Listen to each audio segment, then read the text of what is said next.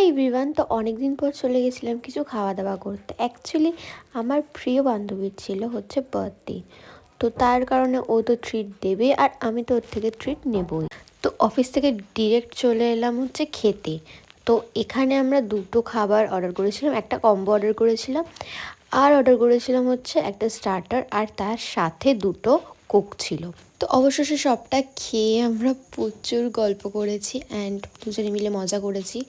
দিন খাওয়া দাওয়া করার পর আর তোমরা দেখতেই পাচ্ছ আমার একটু ঠান্ডা লেগেছে, গলাটার অবস্থা একদম ভালো নেই। যাই হোক, তারপর ওখান থেকে সোজা বেরিয়ে গেলাম। অনেক টাকা বিল করিয়ে ফেলেছিলাম আমার প্রিয় বান্ধবীর। যাই হোক, ও ভিডিওটা দেখলে আমি জানি ও হাসবে। আমরা তারপর বাড়ি চলে গেলাম, কারণ পরের দিন আবার অফিস। খুব বকবক করে ফেলেছি।